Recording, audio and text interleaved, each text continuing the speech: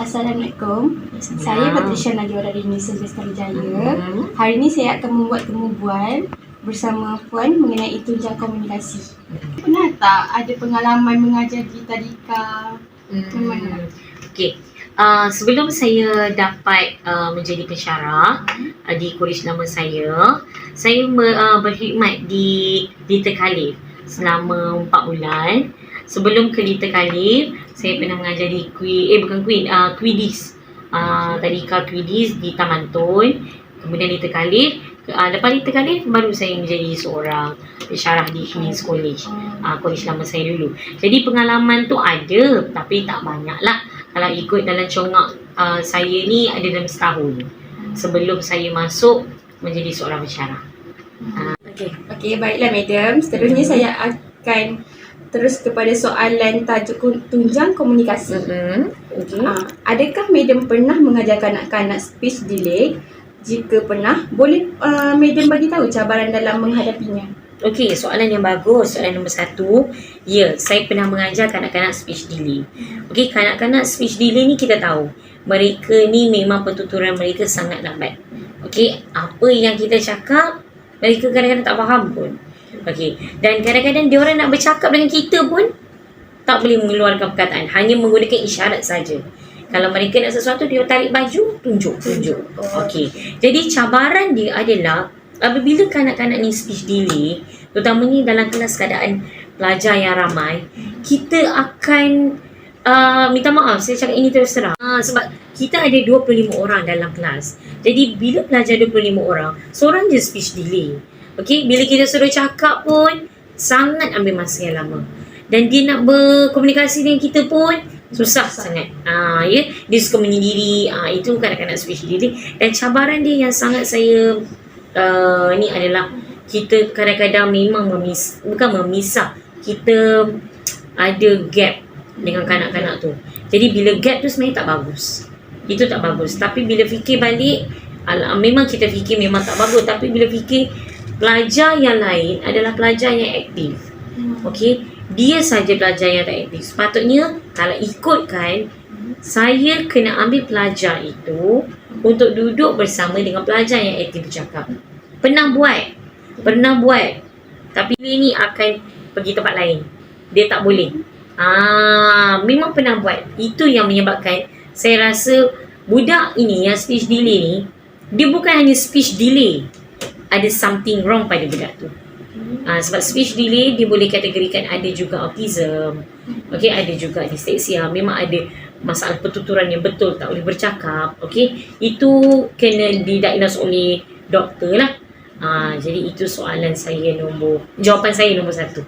Okey, baiklah, terima kasih madam. Okey, baiklah madam. Seterusnya soalan nombor 2, saya akan tanya apakah cara efektif yang madam gunakan untuk menarik minat murid untuk menguasai bahasa lain selain bahasa Melayu? Okey, kita tahu bahasa Melayu adalah bahasa bangsaan. Okey, bahasa bangsaan Malaysia. Jadi bahasa kedua adalah bahasa English. Okey, bahasa English. Jadi English itu untuk kita menarik perhatian kanak-kanak, kita kena banyak nyanyian. Banyak buat nyanyian, banyak buat tarian, banyak buat story, reading kan, read a story. Itu salah satu aktiviti yang boleh kanak-kanak menguasai bahasa.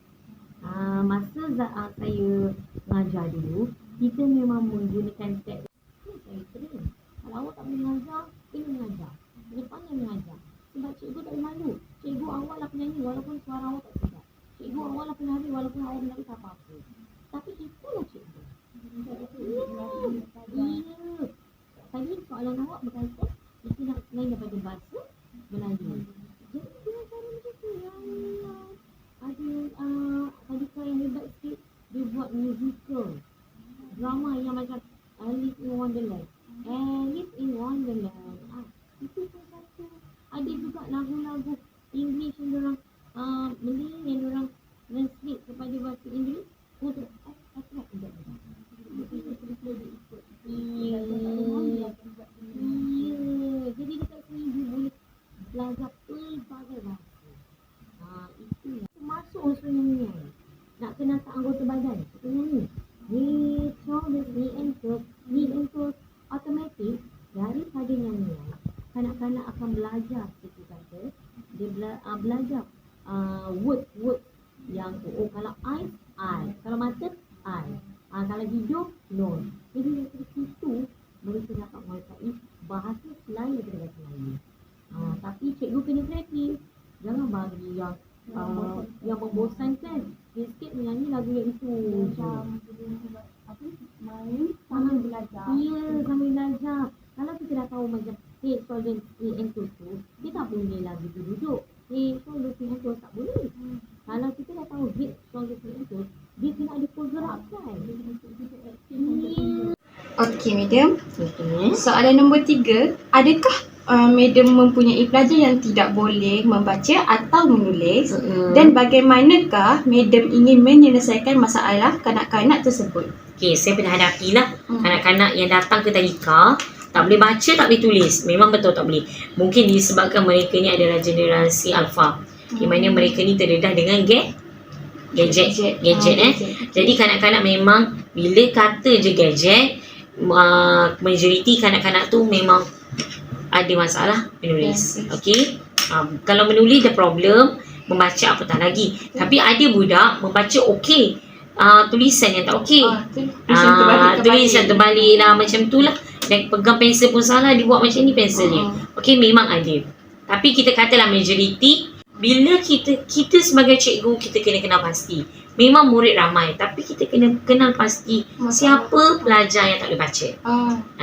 Contohlah, senang cerita kata, okey, pelajar ni tak boleh membaca. Kenapa? Kita kena tahu kenapa. Sebab ada pelajar yang tak boleh baca sebab kematangan otaknya belum sampai. Kata je 5 tahun.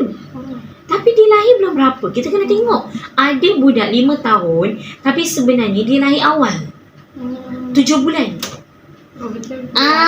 Faktor-faktor dia. Kena tengok faktor biologi dia tu.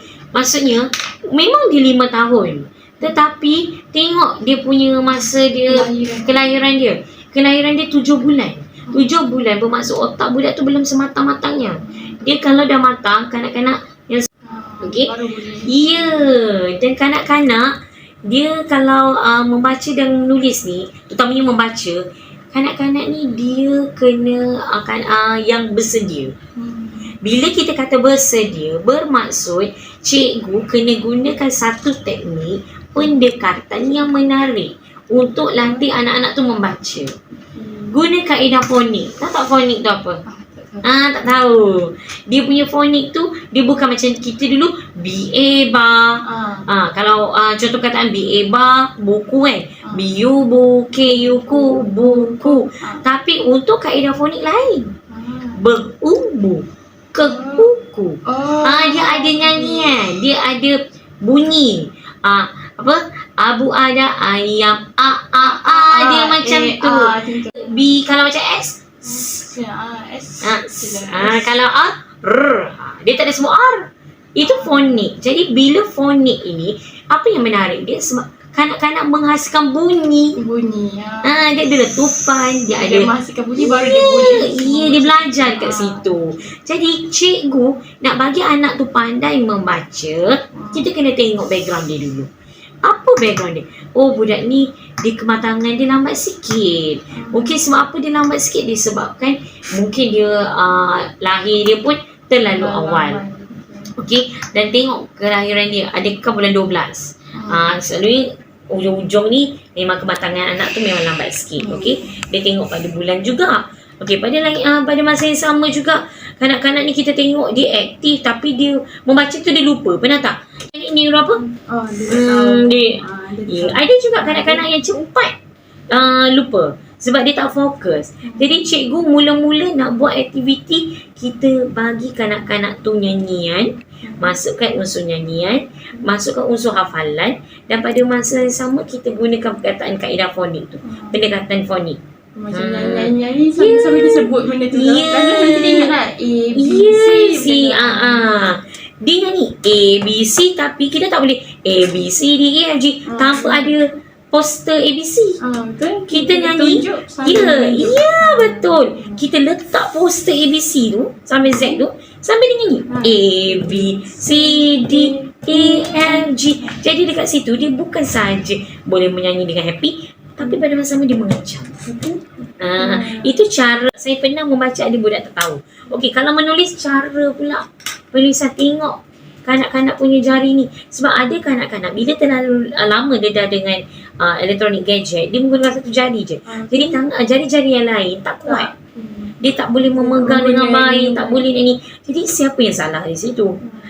Cikgu buat pendekatan lain di mana cikgu kena buat aktiviti kuatkan motor halus. Ya, fizikal yang jari-jari halus ni.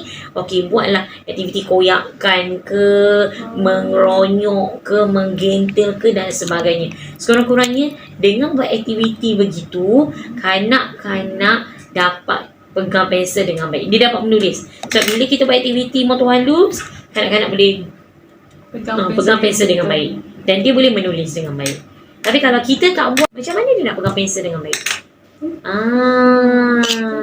Itu punca dia. Boleh? Okey. Soalan akhir nombor 4, apakah tindakan medis disebabkan sering tidak hadir ke sekolah? Okey, tindakan saya kalau kanak-kanak itu hadir, kita akan menghubungi ibu bapa. Sebab ibu bapa sahaja tahu di mana anak-anak itu berada.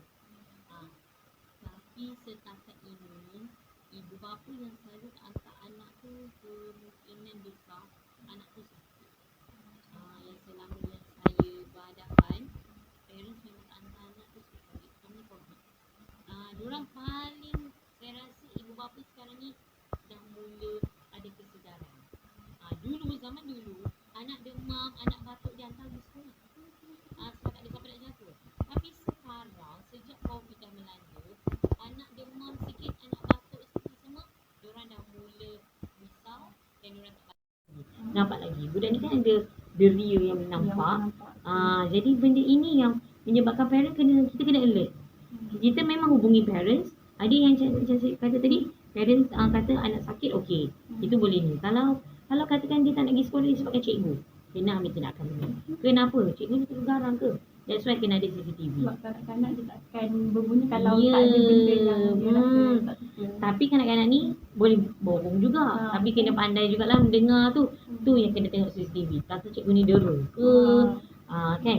Tapi kena alert benda ni. Sebab benda inilah kita nak tengok kalau kanak-kanak ni tidak hadir. Okey, disebabkan contohlah kalau tidak hadir sebab tak sihat, boleh dimaafkan. Sebab dia punya pembelajaran tu. Tapi kita tak tahu sebab budak ni dia hati dia, jiwa dia bersih. Dia boleh nampak kita tak sedap kadang-kadang itu. Jadi bila cikgu tu dapat tahu daripada maklumat parents kata anak dia tak akan sebab dalam arah tu, kena panggil ustaz. Kita panggil ustaz. Memang ada. Benda tu tak ganggu budak. Tapi budak nampak. Budak nampak yang dia tak nak pergi sekolah, dia takut. Dia kata dia nampak nenek. Dia kata dia takut dengan nenek. Ya, dengan kawan-kawan cubit dia, bully dia, itu akan mengganggu. Jadi apa-apa cikgu kena alert. Boleh saya? Okey. Terima kasih. Habis. Hai cikgu, saya Umar binti Mudan. Saya dari Universitas Mesra Hidayah. Saya akan membuat temu bual dengan tajuk tunjang komunikasi. Dan bolehkah saya mengetahui tentang latar belakang cikgu? Okey, selamat petang adik. Okey, nama saya Puan Anita. Pengalaman saya sebagai seorang guru adalah lebih kurang 20 tahun. Ini sekolah yang terkini adalah sekolah yang ketiga saya mengajar. Pengalaman saya mengajar di sekolah ini adalah lebih kurang 9 tahun. Baiklah cikgu, terima kasih. Teruskan soalan dengan tunjang komunikasi. Soalan kelima. Bagaimanakah Puan mengatasi atau membantu kanak-kanak yang introvert atau pemalu? Okey, bagi kanak-kanak yang pemalu saya selalunya kanak-kanak yang pemalu ini saya selalu fokuskan pada mereka. Apa saja soalan, pertama saya akan ajukan pada mereka dahulu. Kalau mereka segan, malu untuk menjawab, cikgu akan memberi jawapan yang sepatutnya bagi soalan tersebut untuk membantu mereka mengulang apa yang saya menyebut. Dengan ini, saya dapat meningkatkan keyakinan mereka. Sebab selalunya mereka pemalu, tidak dapat jawab soalan, jadi mereka akan merasa rendah diri kan. Apabila soalan yang saya ajukan, jawapan pun saya memberi kepada mereka dan membantu mereka untuk menjawab soalan tersebut, mereka akan rasa lebih berkeyakinan tinggi. Dan saya akan selalu memuji mereka lah di khalayak ramai, di hadapan anak murid saya. Dengan ini mereka berasa diri dia tu pun diberi keutamaan. Selalunya murid yang pemalu ini disingkirkan daripada murid-murid yang perdana kan. Begitulah cara saya. Terima kasih. Apakah cadangan Puan Cikgu tentang aktiviti-aktiviti memperkembangkan kanak-kanak di peringkat pra-operasi? Ya, aktiviti pertama saya akan memberi aktiviti untuk jari dulu, tangan. Okey, aktiviti seperti mengulik tepung, membentukkan nombor ke bentuk-bentuk barang yang selalu mereka gunakan di rumah, sebagai contoh sudu, mangkuk, dengan menggunakan dot. Dengan ini mereka saya memberi latihan kepada jari mereka sebelum mereka pergi ke kemahiran menulis. Selain itu, saya juga akan memberi gambar dulu. Sebelum mereka membaca, saya akan tunjukkan gambar. Sebagai contoh, saya tunjukkan gajah lah, gambar gajah. Mereka menyebut ini gajah, ini monyet.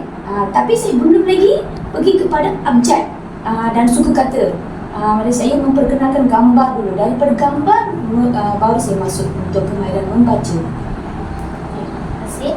Pada pandangan cikgu, perkembangan dari segi manakah yang nampak lebih ketara antara kanak-kanak berumur 5 dan 6 tahun?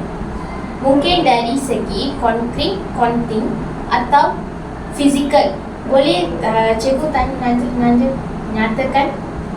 Dari segi fizikal itu saya rasa kurang lah.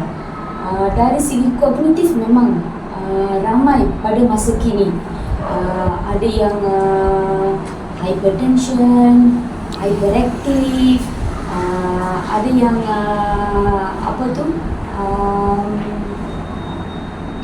murid yang pemalu, tak ada eye contact semasa bercakap dengan guru, pemalu lah tu. Autism, murid yang autism. Sekarang murid autism memang ramai. Mereka suka seorang diri, duduk seorang diri, memberi kerja kumpulan pun tak nak. Murid-murid seperti ni saya banyaklah kelihatan sekarang pada masa kini. Dan untuk mengatasi, ada banyak teknik untuk mengatasi masalah ini. Bukan sebagai seorang guru sahaja tak boleh menyelesaikan masalah ini. Di rumah, ibu bapa pun perlu memberi tumpuan kepada murid seperti ini. Sekali, jika salah satu anak murid, cikgu tidak menguasai kemahiran menulis dengan betul, apakah tindakan yang cikgu akan dilakukan untuk membantu murid tersebut? Pertama kali saya akan belikan dia pensel yang besar. Adik pernah lihat tak pensel, selalunya pensel kurus kan? Ada pensel yang tebal, 3 segi, besar sikit. Saya belikan pensel tu, mengajar. Pensel tu besar sikit kan? So, saya mengajar mereka cara memegang pensel tu dengan betul dulu. Kemudian saya akan berikan, saya takkan terus minta murid tulis A, B, C, D. Saya beri yang titik-titik tu, dot.